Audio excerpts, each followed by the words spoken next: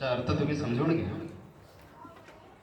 आम्ही किती बोंबललो त्याला काही किंमत आणि असेल किंमत, पण तो किती जाऊ शकते लोकांच्या मनामध्ये हा प्रश्न आहे.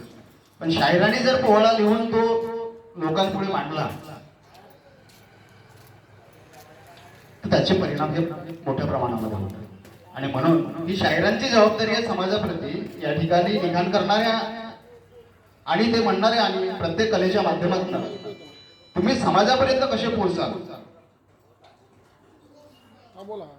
हा तर तुम्हाला या ठिकाणी या प्रशिक्षणाच्या नंतर घेऊन जायचं आहे. आणि आपल्या समाजाला सुधारायचं असेल, आपल्या समाजाचे अधिकार म्हणजे आपले अधिकार, आपले अधिकार म्हणजे आपल्या कुटुंबाचे अधिकार, आपल्या कुटुंबाचे अधिकार म्हणजे आपल्या पोराबाळांचे अधिकार, आणि मग ते समूहाकडे जाते आणि मग ते समाजाचे अधिकार असं त्याचं चित्र होत जाते.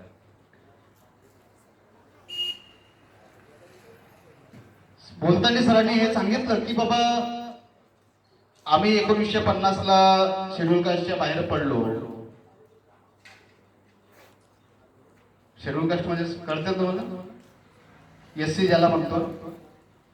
भारताच्या राज्यघटनेने 3 आर्टिकल दिले आरक्षणाचे. 341 ओबीसीसाठी, 340 ओबीसीसाठी, 341 शेड्यूल कास्टसाठी आणि 342 शेड्यूल ट्राईबसाठी. तुम्हाला हा जर मी एक प्रश्न विचारला की बाबा हो तुम्ही कलावंत आहात, कोणत्या कलमानुसार तुम्हाला हे सगळं सादरीकरणाचे अधिकार आहे, आणि जर तुम्हाला माहीतच नसेल आणि दिलं तुम्हाला एखाद्या पोलीस स्टेशन मध्ये टाकून हा काहीतरी बडबड करते टाकाय, काय उत्तर देणार तुम्ही व्यवस्थेला? तर या घटनेनं तुम्हाला काही अधिकार दिलेले आहेत. आर्टिकल 29(1) मध्ये की आपली जर स्वतःची भाषा असेल, लिपी असेल, संस्कृती असेल तर ती टिकवून ठेवण्याचा आणि तिचं संरक्षण करण्याचा अधिकार हा आपल्याला आहे. आणि म्हणून आपला जो आहे, आपला कलावंत जेव्हा आपण असं म्हणतोय तर त्याची ती भूमिका आहे की त्यानं स्वतःच्या समाजाकडे जर त्याला स्वतःच्या समाजाची वेदना आणि स्वतःची वेदना जर तो समजू शकला तर मला वाटतं तो या देशाची वेदना निश्चितच समजून घेईल. आणि स्वतःचं कुटुंब जर त्याला समजलं तर या देशाचं कुटुंब काय आहे हे त्याला समजेल. आणि म्हणून एक कलावंत म्हणून आम्ही आशेनं तुमच्याकडे पाहतोय की हा समाज आपल्याला जर बदलायचा असेल, या समाजाला याचा अधिकार जर मिळवून द्यायचा असेल तर केवळ सामाजिक क्षेत्रात काम करणारे नाही, राजकीय क्षेत्रात काम करणारे नाही, केवळ शैक्षणिक क्षेत्रात काम करणारे नाही, तर सांस्कृतिक क्षेत्रात काम करणारे देखील तितकेच महत्वाचे आहे. आणि मग तुम्हाला ही चळवळ जी आहे ही पुढे घेऊन जाता येईल आणि या देशाला तुमचा हातभार जो आहे तो लावता येईल.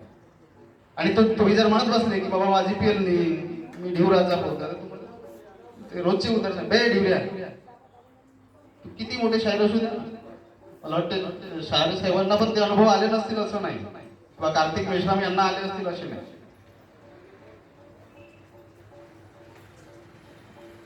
ते ढिवरीन चालले ते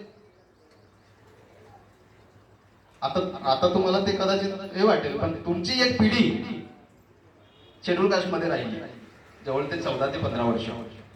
1936 ते 1950 हा जो 14-15 वर्षाचा काळ आहे, या इतक्या काळामध्ये तुम्ही शेड्यूल कास्ट मध्ये राहिले आणि त्यावेळेस ब्रिटिश गव्हर्नमेंट होतं. मग आता तुम्ही मला हे सांगा की आता जी शेड्यूल कास्ट असणारी जी यादी आहे त्या यादीत तुम्ही नाही, त्याच्या आधी तुम्ही होते. मग जे कोणी त्या यादीमध्ये आले असतील ते काय घेतलं आणि उचललं असं झाले असतील का? घ्या रे हा निवर होईल ना, टाकायला हा महाग आहे टाकायला असं काय झालं का? तर हे जे सगळे समूह होते, या समूहावर हजारो वर्षापासून अत्याचार होत आलेले आहेत, अन्याय होत आलेले आहेत, त्यांना बहिष्कृत केल्या गेलेल्या आहेत, त्यांचा स्पर्श देखील सहन झालेला नाही तिथल्या व्यवस्थेला. आणि म्हणून या लोकांना जर पुढे आणलं नाही तर देशाचा विकास कसा होईल असा प्रश्न चळवळीमध्ये काम करणारे आणि या देशाच्या स्वातंत्र्याचे स्वप्न पाहणाऱ्या सर्वांना ते त्यावेळी पडले. आणि मग खऱ्या अर्थानं या लोकांना जर पुढे आणलं तर या देशाचा विकास होईल. या सगळ्या आशावादी धोरणानं आज हे आर्टिकल या ठिकाणी आले, पण दुर्दैवानं आपण मात्र येऊ शकलो नाही. आज तुम्ही म्हणताय, तुम्ही सगळे कलावंत आहात, तुम्ही जाणकार आहात, तुम्ही विचार करणारे लोक आहात. आज आपण कुठं आहोत? मगाशी पोवाड्यामध्ये कार्तिक भाऊने सांगितलं की 1974 ला आपण एनटी मध्ये आलो. आम्ही जेव्हा देशाच्या संविधानाकडे पाहतोय तेव्हा आम्हाला आरक्षण देणाऱ्या 3च आर्टिकल दिसतात, ओबीसी, एससी आणि एसटी. नोमॅडिक ट्राईब आणलं कुठून तुम्ही?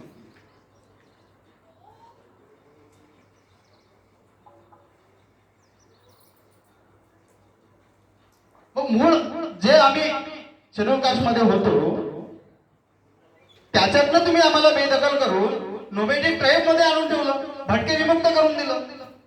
मग जी काळाकाळाची अस्पृश्यता आम्ही भोगली, काळाकाळाचे जे वंचितपण आम्ही भोगलं, काळाकाळाचे जे वेदना व्यवस्थेकडनं आपण भोगलं,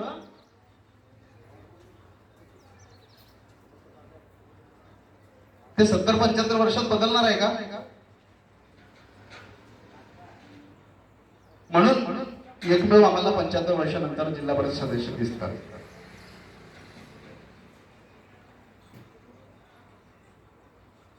आज तुम्ही तुमचं आरक्षण तुमचं कायम असतं, शेड्यूल कास्टचं आरक्षण जर कायम राहिलं असतं, काय झालं असतं सांगा?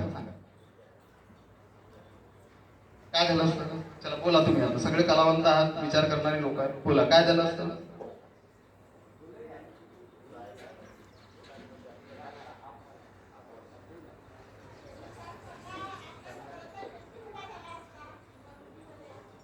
म्हणजे राजकीय बदल झाला असता,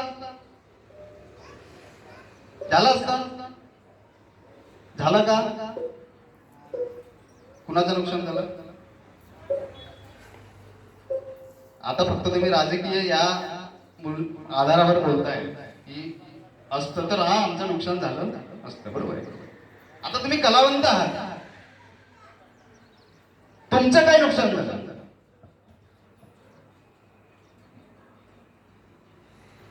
काय नुकसान झालं कलावंताचं?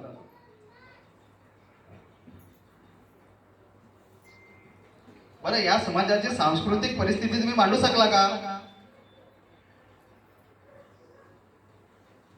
या समाजाची वेदना तुम्ही व्यवस्थेला सांगू शकले का? एखादा पोहळा लिहिले का तुम्ही स्वतः? कसले कलावंत आहात? शाहीर कार्तिक मेश्रामशी मी भांडतोय रोज, काल पण भांडलो.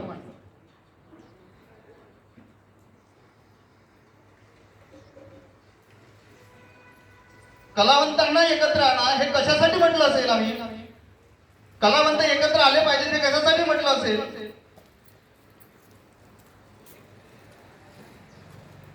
आणि म्हणून जर कलावंत म्हणून तुम्ही स्वतःकडे पाहता तर तुम्ही तुमच्या समूहाकडे, तुमच्या वेदनेकडे, तुमच्या दुःखाकडे, तुमच्या दारिद्र्याकडे तुम्ही बघितले पाहिजे. आणि जो मगाशी पोवाडा जो आला, मला वाटतं अखिल धीवर समाज विकास समितीचे गुणगान करण्यात काही अर्थ नाही. ही काही चण्याच्या झाडावर चढवायची गोष्ट नाही. आणि आम्ही तर आम्हाला माहिती आहे चण्याचं झाड. पण कलावंतांनी हे करू नका. समाज काय भोगतोय, समाज काय भोगतोय असं म्हणण्याआधी मी भोगलं म्हणजे ते समाजाने भोगलंय. मी काय भोगलाय? कलावंतांनी स्वतःकडे पाहताना मी काय भोगलाय? एखाद्या कलावंताला उभं केलं, सांग तुझी काय म्हणजे कशी तुझी परिस्थिती होती, तो काय सांगेल? माझी आई, माझी आजी जेव्हा लोकांच्या घरी तिरवी व्हायची, चौथावी व्हायची, कोणी मरत होता, कोणी कार्यक्रम होत होता, लग्न होत होते, त्याच्या घरी काय करत होते? भांडे घासायला जात होते. मग काय होत होतं तिथं? मग झालं का मग तो जेवण भेटायचा, मग तो कटोराभर टोपलाभर घेतलं की चाललं आपल्या घराकडे, मग तो सगळं वाटून आपण खात होता. बरं, तुम्ही त्या पंक्तीमध्ये बसत होते का जिथल्या घरी तुम्ही पाणी भरत होते तिथल्या पंक्तीत बसत होते का तुम्ही? बसवत होते का ते लोक तुम्हाला? जोरात सांगा, कळलं पाहिजे ना. म्हणजे तुम्हाला पंक्तीत देखील बसवलं गेलं नाही.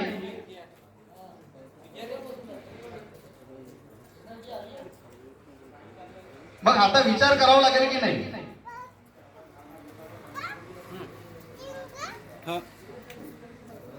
बरं, तुमच्या घरी जेव्हा कार्यक्रम व्हायचे तेव्हा कुणी पाणी भरलं का?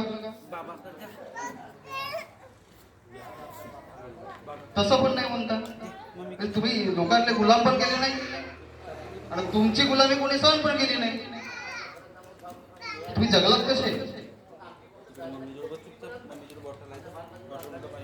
मग पुन्हा 1000 वर्ष तुम्हाला असंच राहायचंय का?